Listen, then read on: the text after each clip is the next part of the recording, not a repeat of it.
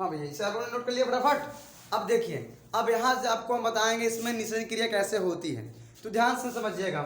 यहाँ पे जो भैया ये नलिका है, इसे हम लोग क्या बोलते हैं, फाइलोपियन ट्यूब। इसके पहले वीडियो में बता दिया था, फाइलोपियन ट्यूब, ठीक है। अब यहाँ ध्यान समझिएगा, ये जो भाग है इसमें निषेचन क्रिया किस तरह से होता है। ये मान लो भैया अंडाशय है, अंडाशय क्या होता है, यहाँ से ओवम छोड़ता है यानी अंड छोड़ता है।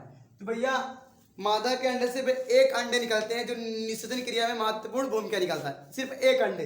अब जैसे अंडाशय यहाँ अंडा छोड़ता है, एक अंडे का करता है उत्सर्जन, यही अंडाशय मादा में एस्ट्रोजन, प्रोजेस्टेरॉन आदि हार्मोन से क्या करता है, श्रावण करता है।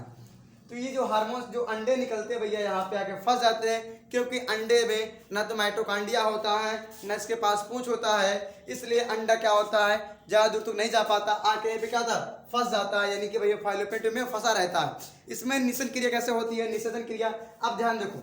जैसे मान लो शुक्राणु होता है, शुक्राणु क्या होता है, शुक्राणु यहाँ पे अंदर के शारीरिक संबंध बना, सेक्सुअल रिलेशन बना, संबंध बना। अब ये क्या होगा भैया यहाँ फटाफट, यानी कि जो शुक्राणु होगा यहाँ पे शुक्राणु निकलते क्या करेगा भैया, आगे जाएगा, ठीक है, यानी शुक्राणु निकलते निकलते निकलते पूरे जाएगा। अब ध्यान देना है कि जो अंडाशय होता है, अंडाशय एक समय में एक अंडाशय सक्रिय रहता है, यानी कि अगर मासिक चक्र इस वाले अंडाशय मान लो जनवरी, अगर जनवरी में ये जो जनवरी है, जनवरी का महीना, अब ध्यान दें ये जो मासिक चक्र होता है, एमसी जो होती है मेंस्ट्रुअल साइकिल, यानी भैया अगर मान लीजिए जनवरी, ये अंडाशय क्या होता है भैया, अल्टरनेटिव काम करते हैं, एकांतर क्रम में काम करते हैं। यानी मान लीजिए जनवरी में इस तरफ से अगर मासिक चक्र चला है, इस तरफ से आया है, पीरियड आया है, एमसी आई हुई है, तो भैया अगर जनवरी में इस तरफ से आया है तो फरवरी में इस तरफ से आएगा। जनवरी में इस तरफ से चलता है मासिक चक्र, तो फरवरी में इस तरफ, यानी भाई जो एमसी होती है मेंस्ट्रुअल जो होती है ना, मेंस्ट्रुअल साइकिल, जो भाई पीरियड चलता है वो कभी जनवरी में इस तरफ से आता, फरवरी में इस तरफ, यानी दोनों अलग अलग टाइम पे काम करते हैं, दोनों एक साथ काम नहीं करते हैं।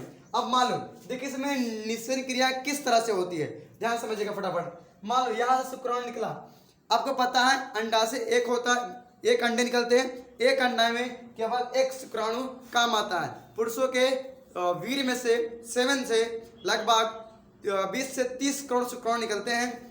अब इसमें शुक्राणु जो होते हैं, अगर निकल गए ढेर सारे शुक्राणु निकला, मान लीजिए मासिक चक्र यानी पीरियड इस तरफ से आया हुआ है, अंडाशय यहाँ पे अंडवाहिनी यानी फाइलोपियन ट्यूब में फंसा हुआ है, वो इंतजार कर रहा है कि कोई शुक्राणु आए और हमारे साथ निषेचन क्रिया करे, निषेचन की क्रिया करे।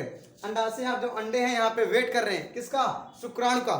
शुक्राणु वहां जाएगा तो इन दोनों में क्या हो जाएगा, निषेचन क्रिया संपन्न हो जाएगी। तो अब देखो जो शुक्राणु होते हैं, अब यहाँ करोड़ों की संख्या में शुक्राणु है, एक शुक्राणु की जरूरत है बस केवल। अब ये शुक्राणु जो होते हैं, अब शारीरिक संबंध बनने के बाद शुक्राणु कुछ यहाँ चिपक जाते हैं, कुछ यहाँ मर जाते हैं, कुछ यहाँ चिपक जाते हैं, यहाँ मर जाते हैं, कुछ यहाँ चिपकते हैं, यहाँ मर जाते हैं। ऐसे करते करते कुछ शुक्राणु क्या होते हैं, आज इन बकलोल टाइप के होते हैं, बिना पढ़े लिखे नहीं होते, इधर भाग जाते हैं, जो कि मासिक चक्र एमसी इस तरफ से आ रही है। और ये जो शुक्राणु होता है इधर चला आ रहा है फालतुए में, जब इधर आएगा तो इसे भी इसका जीवन काल बहुत कम होता है, लगभग 20 मिनट का जीवन काल होता है बस। किसका, शुक्राणु का जीवन कितना, 20 मिनट का जीवन काल होता है शुक्राणुओं का। शुक्राणु यहाँ पे, अब शुक्राणु यहाँ निकलते हैं, शुक्राणुओं को यहाँ जाना चाहिए था, लेकिन वहाँ न जाकर जो आधे शुक्राणु होते हैं उससे सूर्य इधर भड़क आते हैं, इधर भड़क आते हैं। अब जब यहाँ आते हैं तो यहाँ से मर जाते हैं, इनको पता है कि यहाँ अंडा से नहीं है, यहाँ अंडा से कोई नहीं है, इधर टहलते हैं और मर जाते हैं, मुंह बना के चले जाते हैं। और कुछ यहाँ चले जाते हैं, और कुछ जो महापुरुष होते हैं, जो शुक्राणु होते हैं, उस सूर्य ऊपर चढ़ जाती, ऊपर जाएंगे पहुंच जाती फंडस के पास। अब वहाँ अंडा से भी नहीं होता, वहाँ मर जाते, टपक जाते, चले जाते मुंह बना के। अब जो पढ़ा लिखा समझदार होता है वो चरचरा के यहाँ जाते, देखो यहाँ पहुंच गया, जो गया इसके साथ संलयित हो गया, बन गया निषेचन। क्या होगा भैया, यहाँ निषेचन की क्रिया हो गई और बन गया युग्मनज। युग्मनज बनने के बाद ये यहाँ से गर्भाशय में आ जाएगा, यहाँ से भ्रूण का विकास होगा, बच्चे का विकास हो गया। बस समझ आई नहीं आई, समझो। यानी जो अंडाशय होता है भैया, मान लो पीरियड इस समय से इस तरफ से आया हुआ है, अब यहाँ अंडाशय फंसा हुआ है। अब ये जो शुक्राणु जाएगा, कुछ शुक्राणु यहाँ चिपक के मर जाते हैं, कुछ यहाँ चिपक के मर जाते हैं, कुछ यहाँ, और कुछ इस तरफ चले जाते हैं जहाँ से मासिक चक्र चल ही नहीं रहा है, तो वहाँ अंडाशय नहीं होता, तो बेचारे वहीं मर जाते हैं। और जो होता है बगलोल टाइप के ऊपर चढ़ जाते हैं, और वहाँ भी कुछ नहीं होता, वहाँ भी टहल देते बेचारे मर जाते हैं। और जो पढ़ा लिखा समझदार होता है वो चरचरा के क्या होता है, शुक्राणु यहाँ जाता है, अंडा चिपक जाता है और करता है निषेचन की क्रिया। हो गया सिंपल सा, इतना ठीक भैया, नोट के लिए फटाफट।